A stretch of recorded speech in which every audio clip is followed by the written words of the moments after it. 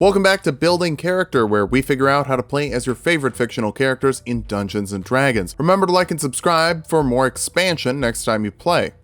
Maybe. Today we're building DK, that's right, Donkey Kong. He's the leader of the bunch, you know him well, or at least you should. He's been a part of video gaming for almost 40 years. In the first season he was a villain, then he was punished viciously by the hero, before making peace with who he is and retiring to defend his country. Donkey Kong is proof that nobody's fate is decided, and there is always time to change your ways and be a better person.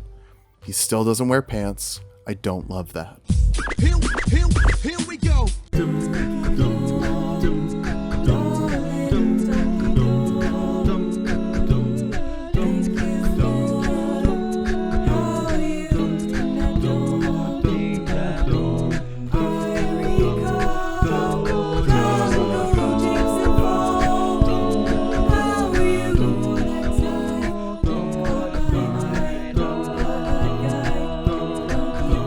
Let's start off with our goals for this build. First, we need to brawl, and I'm not talking about the best Smash game. Yes, I like brawl. Subspace Emissary was very fun. Fight me. Anyway, punch, grab, barrel, toss, that kind of thing. Next, we need to befriend our animal buddies, with rhinos, ostriches, and swordfish all coming to our aid. Finally, we're gonna grab Strongo Congo, the ability to become invincible for a short period of time. Or at least, be tougher. For stats, we'll be using the standard point array from the player's handbook. If you want to roll, just watch out for your head. Tuck it inside your arms. And if you want to roll for stats, that's fine too. Just watch out for your strength and wisdom modifiers. Strength will be number 1. You're bigger, faster, and stronger too. Constitution next. You're a very big guy for someone who eats pretty much nothing but bananas. Wisdom after that we need it for multi-classing, and the allies of the jungle come to your aid pretty regularly. Follow that up with dexterity. You don't wear armor unless you counter-tie as armor, which the player's handbook doesn't. Charisma is a bit low. You do well in your social group, but that's more likely to be animal handling. Humans hate you and hit you with hammers. We'll dump intelligence. You can do some awesome stuff with some awesome jungle tech, but that's made by Cranky and Candy Kong.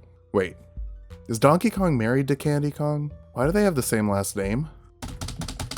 Alright, we are good. I just googled it. Kong is not a surname, it's a reference to the species of ape. That means Donkey Kong isn't a gorilla technically, meaning I can apply a fantasy race to him, so Bugbear will work. They're big, hairy beasties with long arms that don't get along with human folk. You get +2 strength and +1 dexterity, 60 feet of dark vision, long limbs for an extra 5 feet of reach with melee attacks, a powerful build to double your carrying capacity and help you with cargo throwing. Finally, surprise attack lets you add 2d6 to surprise round attacks damage. Bugbears get a lot of stuff. They also get the stealth skill for free. We'll get the entertainer background for acrobatics and performance proficiency because you can swing through the air like the flying trapeze, then actually perform in a flying trapeze. And bongos. Did you really think I was gonna forget to put Donkey Konga in this build? How dare you? I am enraged by the implication of that. It's almost like I'm a barbarian. Of course, I don't get 2 skills from the barbarian list like athletics and intimidation. I'm just so full of rage though, which gives me advantage on strength checks and saves, extra damage to strength-based attacks, and resistance to bludgeoning, piercing, and slashing damage. And I didn't have to spend any crystal coconuts to get that ability.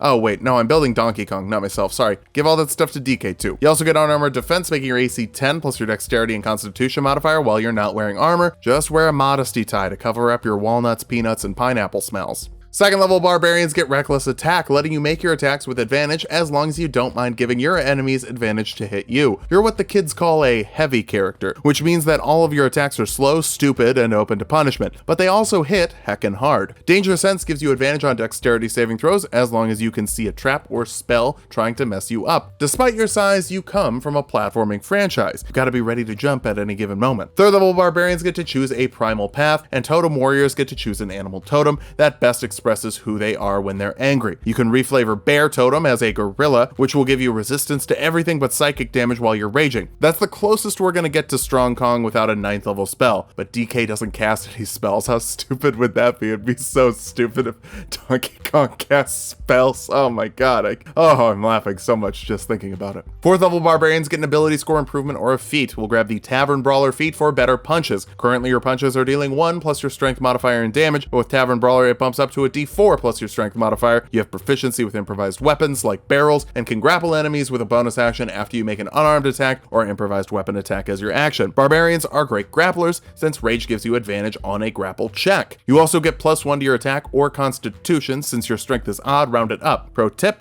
if you ever see a gorilla in a bar, do not try to fight it. 5th level barbarians get an extra attack, so you can attack twice instead of once as an action for bigger hits. Since we're mostly getting our damage from modifiers, this is extra useful. I wish that the Tavern Brawler die increased at some point, but we'll actually get something that might work a little bit better. Don't worry about it. You also get fast movement, increasing your movement speed by 10 feet as long as you're not wearing heavy armor, which you shouldn't be. You're not a paladin, though Paladin DK does sound pretty sick. If you do Paladin DK art, tag me on Twitter at @tulockthe. I want to see it. But you know what else would be cool? Changing into animals, or summoning animals. Depending on your Donkey Kong game, I'm a 64 man myself. Druids can do both of these things eventually, so we'll please everyone except for the people who expected me to keep my promise of not putting spells on Donkey Kong. I lie all the time, I gotta get that watch time up, don't step on my grind. So, anyway, how are things?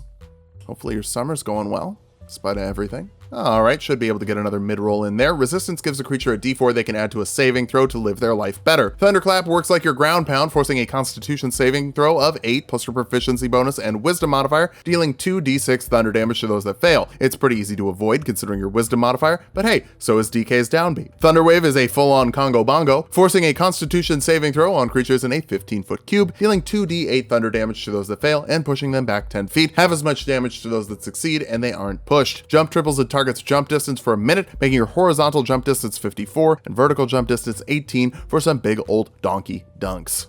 Second level druids learn more spells. Animal Friendship forces a wisdom saving throw on a beast. Failing that, they're charmed by you for 24 hours, no concentration required, which means you don't have to worry about raging while you hop on your rhino or ostrich. You can also wild shape and will be a moon druid to make it better. This lets you transform into a beast of challenge rating 1 or lower as a bonus action. You get that animal's HP as temporary HP, and you get to keep your soft stats while in that shape, so intelligence, wisdom, and charisma. You can stay in the shape until your health runs out, or a number of hours equal to half your druid level. Since you're a moon druid, you can also heal in this shape, 1d8 per spell slot expended. So whether you prefer Donkey Kong Country DK, riding Rambi the Rhino, or DK64 with Donkey Kong turning into Rambi, Druid level 2 has you covered. Except you can't actually turn into a Rhino yet because that's challenge rating 2, but we'll get there later. Third level Druids can learn second level spells. Locate Object lets you know about a specific object within 1,000 feet of you for 10 minutes. You know where it is, if it's moving, and what direction it is moving in. It can be a specific object, but it can also be a general type of item. Maybe some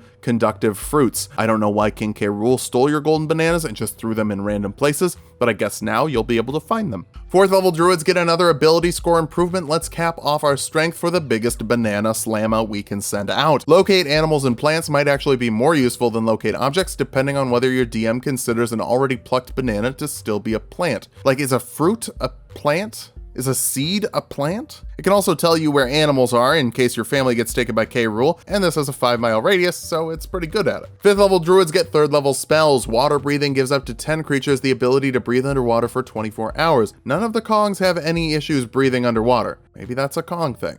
Sixth level moon druids get primal strike, letting you make your attacks magical while you're Rambi-ing. You also can Rambi now, as you can turn into beasts of challenge rating 2 or lower, which rhinos are that. Just like second level gave us 2 options for animal friendship, sixth level does as well. We can also learn the Conjure Animals spell that'll let you summon some jungle allies. You can summon 1 beast of challenge rating 2 or lower, 2 beasts of challenge rating 1 or lower, 4 beasts of challenge rating 1/2 or lower, or 8 beasts of challenge rating 1/4 or lower. On guard would probably be a hunter shark because I don't think there are swordfish in 5e. I'd call Espresso and Axebeak. Again, there aren't any ostriches either. No guarantees yours is going to have sick kicks though. Back over to Barbarian now. 6th level totem warriors get another aspect of the beast. The bearer will double your carrying capacity and always have advantage on pushing, pulling, lifting, and breaking things. This will let you lift 1,200 pounds mixing with your powerful build. If you're a grappler in Smash, you need to grapple Bowser. And with this, I think you could grapple Giga Bowser. 7th level barbarians get Feral Instinct, giving you advantage on initiative rolls, and you aren't able to be surprised as long as the first thing you do is enter a rage in combat. Somebody took your bananas. How could you not be angry?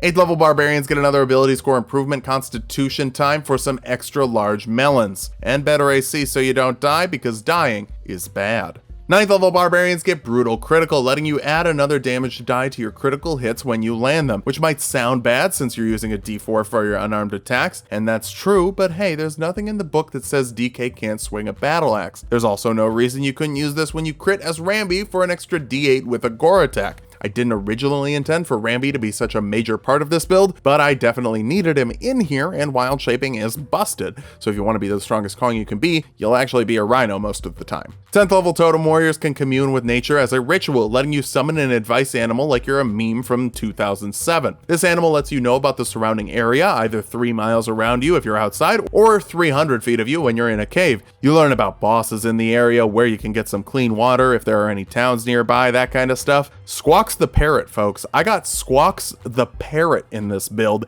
You gotta sub for Squawks the parrot. 11th level barbarians get relentless rage, letting you stay alive when you normally wouldn't while you're raging. Instead of dropping to 0, you drop to 1, and you can make a DC 10 Constitution saving throw, which increases by 5 each time you use it. Super armor is kind of a weird thing to put into a turn-based game, but I think this is probably the closest we're gonna get to it. 12th level barbarians get our last ability score improvement. Get that Constitution as high as possible for some more super armor, more AC, and more melons. 13th level barbarians get another brutal critical die, meaning that if you land a crit with a Rambi charge, it's gonna deal 10d8 plus 8 damage in one hit, and it'll be magical. That's pretty cool. Our capstone is the 14th level of Totem Barbarian, giving you Totemic Attunement, which is also a very great speaking exercise if you want to warm up your voice.